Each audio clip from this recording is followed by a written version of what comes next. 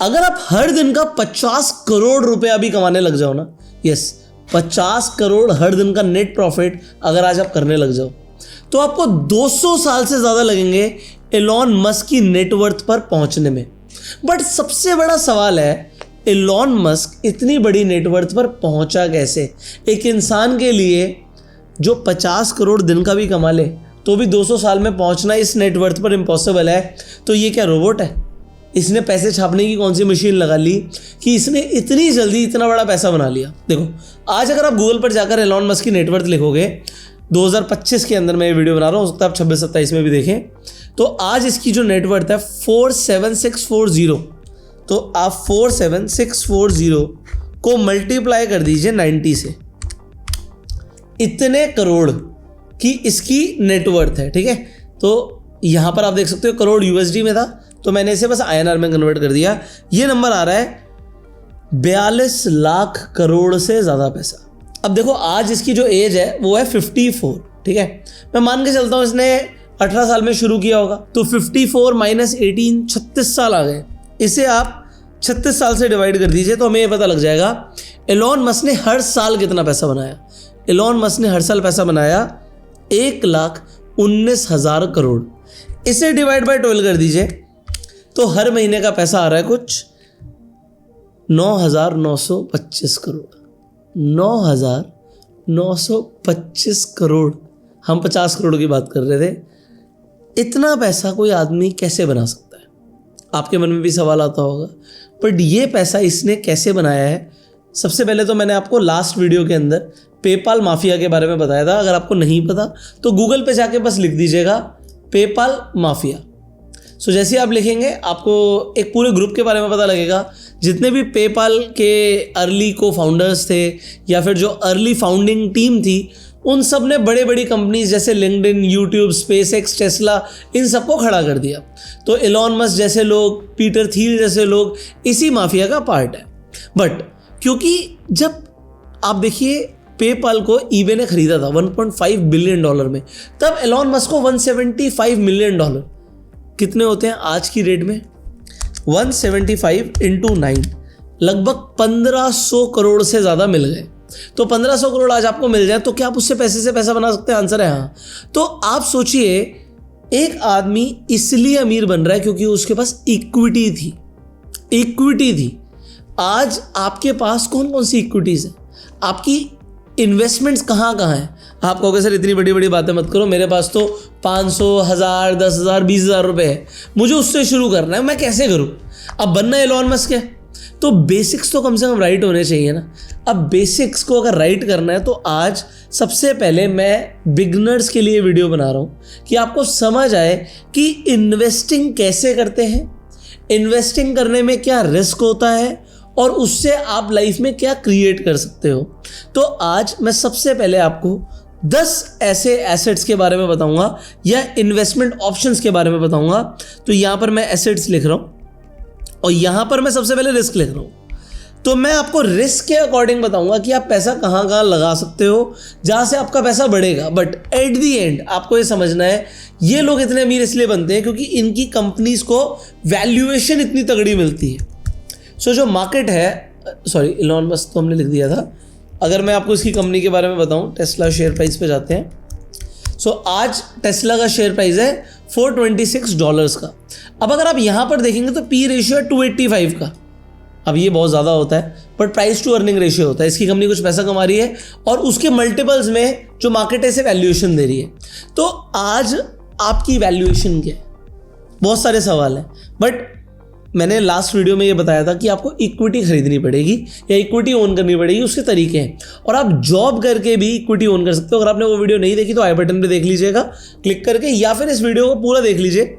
उसके बाद and screen पर मैं उसी वीडियो का लिंक लगा दूंगा, आप जाके देख पाएंगे। सो अभी मैं आपको सबसे पहले रिस्क वाइज बताने वाला हूं कि आप इन्वेस्टिंग शुरू कैसे कर सकते हैं। जैसे मैंने बोला कि पहले मैं बिगनर्स के लिए शुरू कर रहा हूं, तो सबसे पहली चीज, ज्यादातर लोग इन्वेस्टमेंट करते नहीं है, तो मैं रिस्क के अकॉर्डिंग जाऊंगा। मैं सबसे कम रिस्क से शुरू करता हूं, जिसमें मैं रिस्क नंबर 1 दे रहा हूं कि सबसे कम रिस्क है। अब जैसे जैसे मैं बढ़ूंगा रिस्क की, अगर मैं यहां पर रैंक दूंगा नंबर 10 तो ये बहुत ज़्यादा रिस्की हो जाएगा। तो आपको समझ आएगा कि कम रिस्क आपको रखना है, ज़्यादा रिस्क रखना है, बट पैसा बनेगा कहां पर। अगर मैं बात करूं यहाँ पर रिस्क, जहाँ पर मैं नंबर 1 रख रहा हूँ, तो आपको सबसे पहले अपना पैसा रखना चाहिए सेविंग अकाउंट में। आप कहोगे वहाँ पे तो हम सब रखते हैं, बट एक छोटी सी गलती है जो ज़्यादातर लोग कर देते हैं। जब आप सेविंग अकाउंट में पैसा रख रहे हो तो जनरली आपका पैसा सेफ है, जनरली, जब तक बैंक न डूब जाए, ठीक है। अब डिपेंड करता है आपका सेविंग अकाउंट कहाँ पर है। अगर आपका सेविंग अकाउंट पब्लिक बैंक में है, पब्लिक मतलब सरकारी बैंक में है, SBI में है, यूनियन बैंक में है, तो आपको रेट ऑफ इंटरेस्ट बहुत कम मिलता है। बट एग्जाम्पल के लिए, मैं सिर्फ एग्जाम्पल के लिए बात कर रहा हूँ, एग्जाम्पल आपका बैंक अकाउंट है IDFC बैंक में या RBL बैंक में। अब ये जो बैंक है प्राइवेट बैंक है, बट कमाल की बात है ये अप टू 7% आपको सेविंग अकाउंट पे रेट ऑफ इंटरेस्ट दे देते हैं। और IDFC बैंक की एग्जांपल दे रहा हूं, हर 1 तारीख को आपके अकाउंट में जो इंटरेस्ट का पैसे क्रेडिट हो जाता है। अब सोचो अप टू 7% मिल रहा है, 6 तो मिल ही रहा है, आधा % महीना अगर आपको सेविंग अकाउंट में मिल रहा है, ये बहुत ज़्यादा होता है। मतलब इससे भी पैसा ग्रो हो सकता है अगर आपका पैसा सेविंग अकाउंट में पड़ा है। मैं आपको एक एग्जांपल के साथ समझाता हूँ, आप मेरी स्क्रीन पर देखिएगा। सबसे पहले तो मैं आपको IDFC bank saving account interest rate दिखा देता हूँ, ठीक है। तो ये दिख जाएगा आपको जो मैं बोल रहा हूँ। तो देखिए इंटरेस्ट अप टू 7% आ रहा है, और जैसे मैंने बोला कि मैं आपको ये भी दिखा देता हूँ इससे आपका पैसा कितना ग्रो होगा। सो यहाँ पे कोई प्रमोशन नहीं है, ठीक है, इसका कोई प्रमोशन मैं कर नहीं रहा हूँ, जस्ट मैं आपको एक लमसम कैलकुलेटर पर लेके जा रहा हूँ। तो एग्जाम्पल के लिए आपके पास बैंक में कुछ भी एक अमाउंट ले लो, आपके पास कुछ पड़ा हुआ है, हम मान के चलते हैं आपके पास मान लेते हैं 50 लाख रुपए पड़े हुए हैं, और अब तो सिर्फ साल का 7% आ रहा है, तो 7% लिख देते हैं।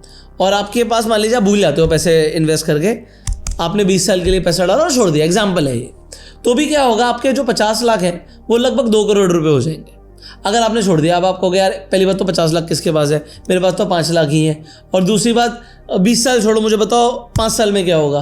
तो फिर भी 5 साल में आपके जो 5 लाख रुपए हैं वो 7 लाख रुपए हो जाएंगे, तो 2 लाख रुपए का इंटरेस्ट की अर्निंग हो गई। तो जितना भी पैसा है आपके पास, आप लमसम कैलकुलेटर पर जाके खुद चेक कर सकते हो कि आपका पैसा किस स्पीड से बढ़ेगा। अब चलते हैं यहाँ से नंबर 2 कैटेगरी पे, जहाँ पर रिस्क थोड़ा सा बढ़ जाएगा, बट आपको यहाँ पर अगर आप देखोगे तो जो इंटरेस्ट सेविंग अकाउंट में आ रहा था उससे ज़्यादा फायदा होने वाला है, एंड दैट इज गोल्ड। अब गोल्ड के खरीदने के कई सारे ऑप्शंस हैं। मैं ज्वेलरी पर्सनली खरीदता हूँ, बट जनरली मैं रिकमेंड नहीं करता कि आप ज्वेलरी खरीदें, क्योंकि ज्वेलरी को आपको सेफ रखना है। बट जिन लोगों को पहनने का शौक है एसेसरी में, वो एक अलग बात है। बट फिर भी आपको क्या खरीदना चाहिए, फिजिकल गोल्ड की जगह अगर आप डिजिटल गोल्ड सोच रहे हो तो आप गलत सोच रहे हो, ठीक है। डिजिटल गोल्ड में स्कैम होता है। कैसे स्कैम होता है शॉर्ट में बता रहा हूँ, एडिटर यहाँ पर दिखा देगा। आप खरीदने जाओगे कुछ और रेट होगा, बेचने जाओगे कुछ और रेट होगा, फंस गए ना। बट अगर मैं आपको बताऊँ एक ही रेट पे आपको बेचने का अपॉर्चुनिटी मिले, वो कैसे होगा, वो भी ऑनलाइन। और सबसे बड़ी बात GST लगेगा, वो होते हैं गोल्ड ETF। तो इसको मैं सिर्फ अगर आप देखोगे रिस्क के अकॉर्डिंग रैंक 2 पर रख रहा हूँ। रिस्क कम है बट रिटर्न कितनी बड़ी है ये देखो। अगर आप गूगल पर जाके लिखेंगे गोल्ड CAGR, तो CAGR का मतलब क्या होता है, कंपाउंड एनुअल ग्रोथ रेट, जिससे हमें पता लगता है हर साल गोल्ड कितने % से बढ़ रहा है। तो अगर आप गोल्ड का एक एवरेज देखोगे तो एवरेज 12% के आसपास है, और लास्ट 5 साल का 13% के आसपास, हम 12 पकड़ लेते हैं। तो इसी लमसम कैलकुलेटर में जहाँ पे 7 मैंने लिखा था, अगर मैं इसे 12 कर देता हूँ तो फिगर ही चेंज हो जाएगी।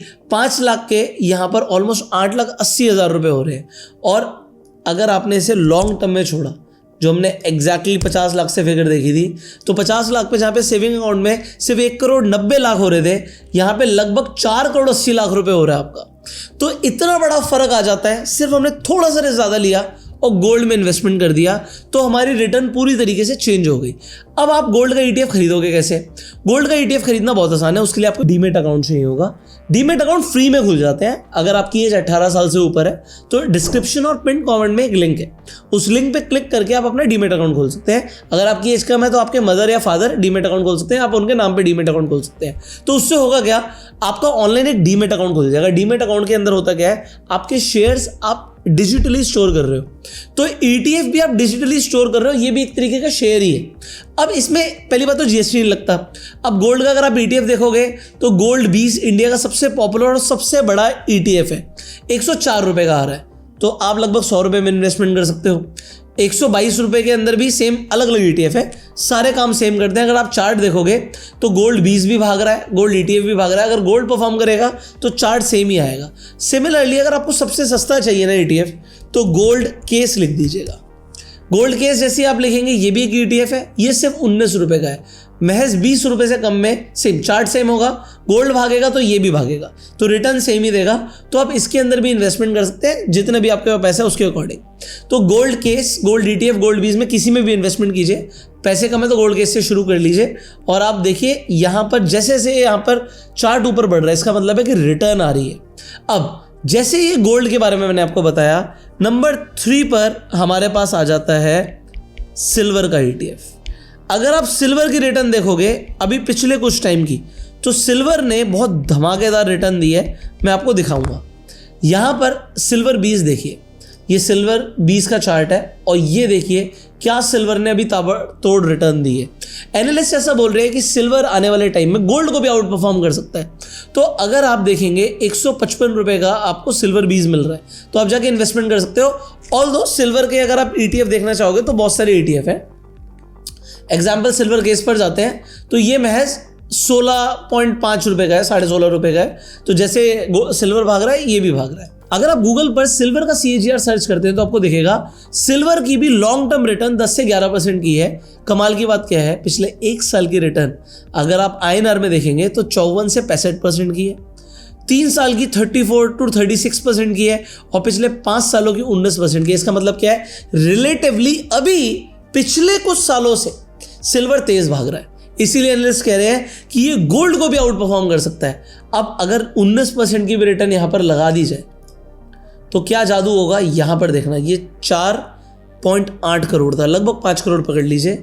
जैसे ही मैं इसे यहां पर बदलता हूं, ठीक है, और इसे 19 लिखता हूं, तो यहां पर सीधा गेम ही बदल जाएगा। आपका लगभग 4.8 करोड़, 5 करोड़ था ना, 16 करोड़ हो गए। कहाँ 5 करोड़, कहाँ 16 करोड़। इतना बड़ा फर्क आ सकता है अगर हमें एक सही एसेट क्लास मिल जाए तो। बट क्योंकि सिल्वर के अंदर मूवमेंट वॉलेटाइल होते हैं, इसीलिए मैं इसे थोड़ा रिस्क की कैटेगरी में डाल रहा हूं। तो मैंने यहां पर रिस्क के अकॉर्डिंग इसे नंबर 3 दिया है। अब रैंक 4 पर रिस्क के अकॉर्डिंग मैं रखूंगा रिट्स को। अब रिट्स का मतलब होता है real estate investment trust. India के अंदर आपको 3 रिट्स दिखेंगे और ये भी आपको कहाँ दिखेंगे, आपके डीमेट अकाउंट में दिखेंगे। आपको REIT अगर आप लिख दोगे तो यहाँ पे REIT लिखते ही एम्बेसी, माइंडस्पेस, ये नाम आ जाएंगे आपको। और तीसरा है ब्रुकफील्ड, BIRET के नाम से आपको मिल जाएगा। ये रहा ब्रुकफील्ड हमारा। सो अगर आप यहाँ पर देखोगे एम्बेसी, माइंडस्पेस और ब्रिट, हमने तीनों ले लिए, तीनों देखोगे तो 500 रुपये से कम में। अब कमाल की बात है, अगर आप गूगल पर जाके इनकी ईयरली रिटर्न्स देखोगे तो जो एवरेज आपको दिखेगी वो दिखेगी यहाँ पर एम्बेसी की, माइंडस्पेस की, IPO से अभी तक की 10% के आसपास की ईयर ऑन ईयर आपको रिटर्न दिख रही है। अब 10% तो ये हो गया, बट एक कमाल की चीज़ है, जो रिट्स होते हैं ये आपको पैसिव इनकम भी देते हैं। तो आपको यहाँ पर क्या मिलता है, आपको यहाँ पर डिविडेंड मिलते हैं। डिविडेंड कितने होते हैं ये भी मैं आपको बता देता हूँ। तो मान लीजिए 10% तो ग्रोथ ही आ गई, प्लस आपको 6% के आसपास, 5 से 6% पकड़ के चलिएगा, तो ये आपको मिल जाते हैं डिविडेंड्स। ये आपके अकाउंट में पैसा आ जाता है। तो रिट्स क्या है, बड़े बड़े आपके complexes, shopping complex, hospitals, commercial real estate, अलग अलग तरीके के रिट्स होते हैं। बट पॉइंट क्या है कि यहाँ से जो रेंट आ रहा है वो आपको एज अ प्रॉफिट आपके बैंक अकाउंट में ट्रांसफर हो जाता है। तो अगर आप इसकी भी ईयर ऑन ईयर रिटर्न निकालें, मान लीजिए 16% के हिसाब से भी आपको रिटर्न मिलती है। तो यहाँ पर क्या है, यहाँ पर आपके जो स्टार्टिंग में हमारे 50 लाख थे, तो मैं 50 लाख पे चलूँगा, ठीक है। तो वो 50 लाख लगभग आपके 10 करोड़ के आसपास हो जाते हैं, 9.7 करोड़। तो बैंक से ये बहुत अच्छा ऑप्शन है।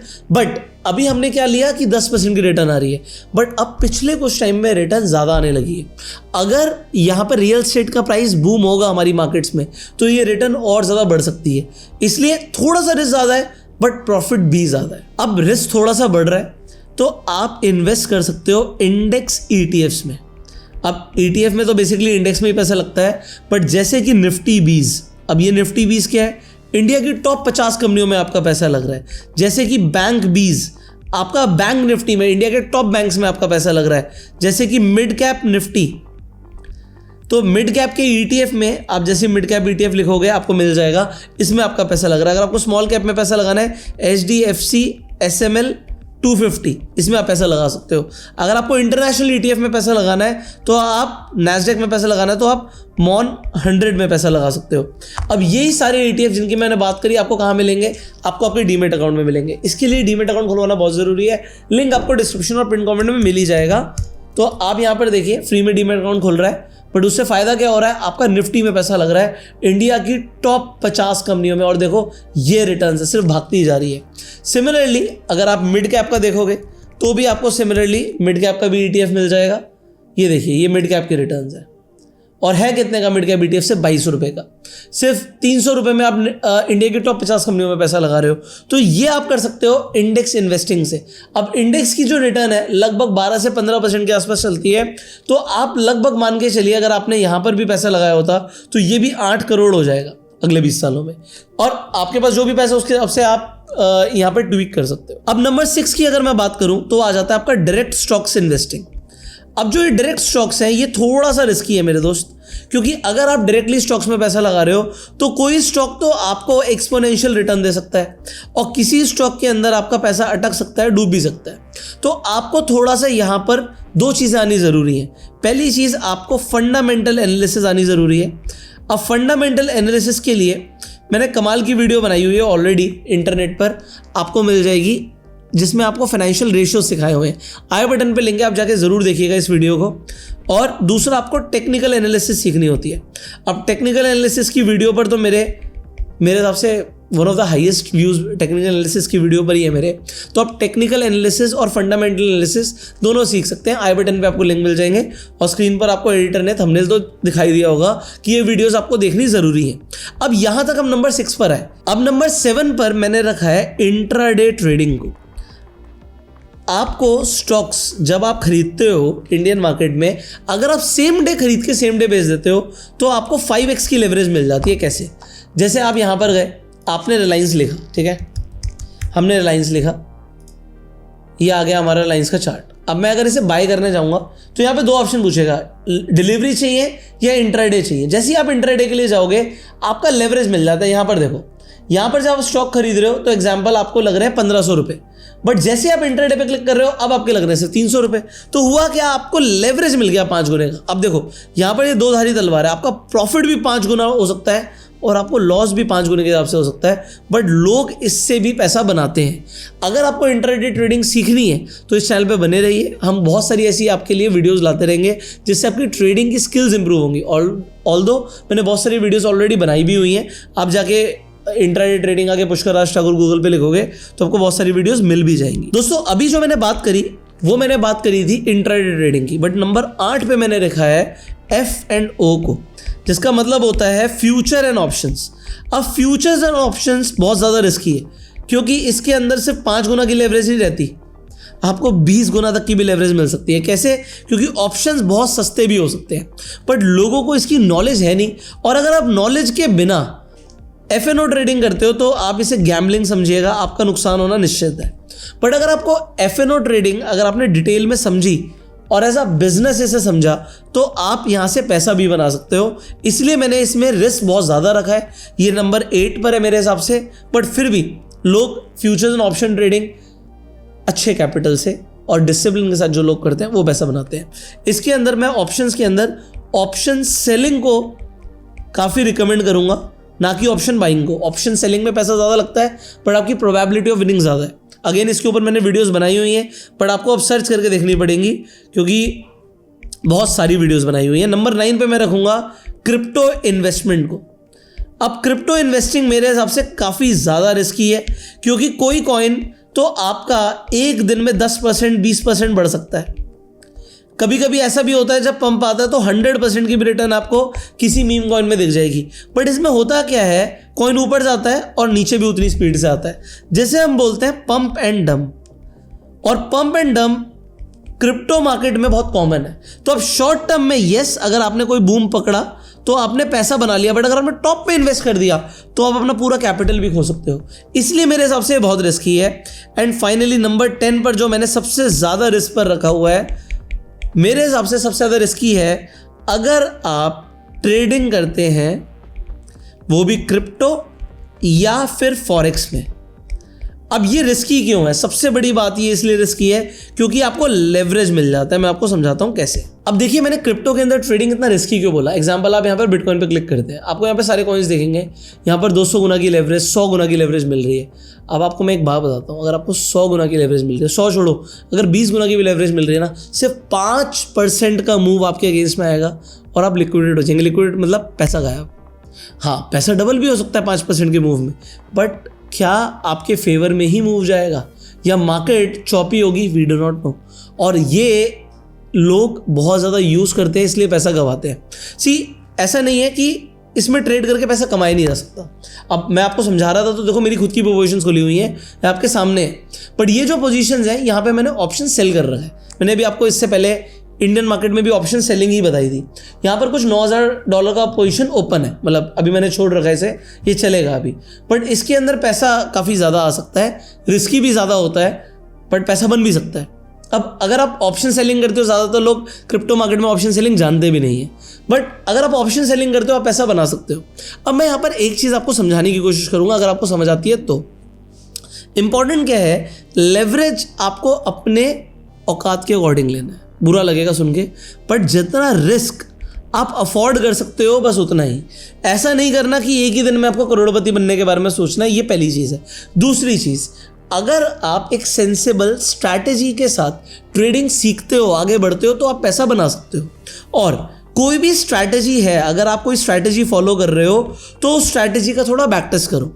अगर आपकी स्ट्रैटेजी प्रॉफिटेबल है तो आप उसे एल्गो के साथ रन करो। अभी देखो, मैंने खोला, ट्रेड चल रहे थे, तो एल्गो मेरे बिहाफ पे अपने आप ट्रेड लेता रहता है। अब एल्गो के थ्रू आप कैसे ट्रेड कर सकते हो, ऑप्शंस में कैसे ट्रेड कर सकते हो, फ्यूचर्स में कैसे ट्रेड कर सकते हो, आपकी कोई खुद की भी प्रॉफिटेबल स्ट्रैटेजी हो सकती है। देखो, इसे आप सीख सकते हो। मैं आपको बता रहा हूँ, हर महीने हमारे वेबिनार्स होते हैं, 5 दिन की वर्कशॉप होती है। 5 दिन की वर्कशॉप होती है, रात में 8 से 10। अगर आप रात को 8 से 10 का टाइम निकाल सकते हैं इंडिया के हिसाब से, अगर आप बाहर से भी सुन रहे हैं तो मैं IST की बात कर रहा हूँ, तो अगर आप 5 दिन का टाइम निकाल सकते हैं तो आप क्रिप्टो में ऑटोमेशन सीख सकते हो। ऑटोमेशन का मतलब है कि आप रात में सो भी रहे होगे, कोई बड़ा मूव आएगा तो आपकी स्ट्रैटेजी कैप्चर कर सकती है। अगर आपको ऑटोमेशन सीखने में इंटरेस्ट है, मैं देखो क्रिप्टो सिखाने में या ट्रेडिंग सिखाने में इंटरेस्टेड नहीं हूँ, अगर आपको ऑटोमेशन सीखने में इंटरेस्ट है तो there is a platform called Mirrorpip. इनके जो फाउंडर है, ये हर महीने वर्कशॉप लेते हैं 5 दिन की। अगर आप इस वीडियो को 5 साल बाद भी देख रहे होगे तब भी उस महीने कोई ना कोई हमारा वर्कशॉप हो रहा होगा। तो आपको एक लिंक मिलेगा रेजर पे का डिस्क्रिप्शन और पिन कमेंट में, उस पर आके आप क्लिक कर सकते हो। इसके चार्जेस क्या है? 100 रुपीज़ पर डे, मतलब 500 रुपये के चार्जेस हैं 5 दिन के। अगर आप ऑटोमेशन सीखने में इंटरेस्टेड है, सिर्फ तभी एनरोल कीजिएगा। अगर आप इंटरेस्टेड नहीं है, आप कुछ और सीखना चाहते हो, तो आप बिल्कुल भी एनरोल मत कीजिएगा। मतलब हमें सिर्फ वो स्टूडेंट्स चाहिए जो ऑटोमेशन सीखना चाहते हो और स्पेसिफिकली इंटरेस्टेड है कि मेरी स्ट्रैटेजी ऑटोमेट हो जाए। और अगर आपको कुछ प्रॉफिटेबल स्ट्रैटेजीज चाहिए, जैसे यहाँ पर जो मेरी स्ट्रैटेजी चल रही है ऑप्शन सेलिंग की, इस तरीके की कुछ स्ट्रैटेजी आप सीखना चाहते हो जो पोजिशनल भी हो, जिससे पैसा बने, तो आप इस वर्कशॉप को ज्वाइन कर सकते हो। बट हम ऑटोमेशन सिखाएंगे, मैं आपको पहले बता रहा हूँ। अगर आपका कोई भी डाउट है, प्लीज़ ज्वाइन मत करना। अगर आपको 5 दिन टाइम निकालने में आप इंटरेस्टेड हैं, क्योंकि ये जो फीस है सिर्फ इसलिए है कि जो लोग सीरियस है सिर्फ वही ज्वाइन करें, अदरवाइज हमें पैसे में भी इंटरेस्ट नहीं है। सिर्फ इंटरेस्टेड स्टूडेंट्स चाहिए जो ऑटोमेशन को सीखना चाहते हैं। अब आपको मैंने बता दिया, लिंक डिस्क्रिप्शन पिन कमेंट में। अगर आपको वर्कशॉप ज्वाइन करनी है, हर महीने होती है। आप बाद में भी वीडियो देख रहे हैं तो देख लीजिएगा नेक्स्ट बैच कब है, और वर्कशॉप की डिटेल आप जब रेजर पे के लिंक पे क्लिक करेंगे तो आपको मिल जाएगी। सो इस वीडियो के अंदर हमने 10 अलग अलग इन्वेस्टमेंट अपॉर्चुनिटीज के बारे में जाना अकॉर्डिंग टू द रिस्क। सबसे ज्यादा रिस्की है क्रिप्टो में ट्रेडिंग, फॉरेक्स में ट्रेडिंग। अब फॉरेक्स इंडिया में लीगल नहीं है, इसलिए मैं इसके ऊपर बात नहीं कर रहा हूं, बट ये रिस्की बहुत है। 9th नंबर पे मैंने रखा क्रिप्टो इन्वेस्टिंग को, मैंने बताया पंप एंड डंप होता है। 8वें नंबर पे मैंने रखा FNO ट्रेडिंग को इंडियन मार्केट में फ्यूचर्स एंड ऑप्शंस के अंदर, बट इसके ऊपर मैंने कई सारी वीडियोस बनाई हैं, आप जाके सीख सकते हैं। 7वें नंबर पे मैंने रखा इंट्राडे ट्रेडिंग को, 5 गुने का लेवरेज मिलता है। 6ठे नंबर पे मैंने रखा डायरेक्ट स्टॉक इन्वेस्टिंग को। यस, कई स्टॉक्स भाग सकते हैं, आपको मल्टीबैगर रिटर्न दे सकते हैं, जैसे अडानी के कई सारे स्टॉक्स ने दिया, बट कई सारे स्टॉक्स येस बैंक भी बन सकते हैं। आपको स्क्रीन पर चार्ट एडिटर ने लगाकर दिखाया होगा कि कैसे स्टॉक्स में फायदा और नुकसान दोनों हो सकता है। 5वें नंबर पे हमने रखा इंडेक्स ETFs को। मैंने कई सारे एग्जांपल दिए, 5 एग्जांपल दिए थे आपको, Nifty 20, bank 20, mid cap, small cap और नैस्डैक मतलब ऑन 100। 4th नंबर पे हमने रेट्स की बात करी थी, रियल एस्टेट इन्वेस्टमेंट ट्रस्ट। तीसरे नंबर पे हमने सिल्वर ETF की बात करी थी। दूसरे नंबर पे हमने गोल्ड ETF की बात करी थी। और नंबर 1 पर हमने बात करी थी सेविंग अकाउंट की। सेविंग अकाउंट से भी पैसा अर्न कर सकते हैं। अब आपके अकॉर्डिंग सबसे अच्छा इन्वेस्टमेंट ऑप्शन कौन सा है जिसके ऊपर आप फोकस करने वाले हैं? कमेंट में ज़रूर बताइएगा। इस वीडियो को शेयर ज़रूर करना, क्योंकि मैक्सिमम लोगों को अभी पता ही नहीं है कि उन्हें कहाँ पर इन्वेस्टमेंट करना चाहिए और कहाँ पर कितना रिस्क है। सो आपके शेयर करने से लोगों तक अवेयरनेस पहुंचेगी। सब्सक्राइब कर लीजिए, बेल आइकन पर क्लिक करिए, क्योंकि हम आपसे मिलेंगे अगली वीडियो में। तब तक के लिए you go self made and जय हिंद।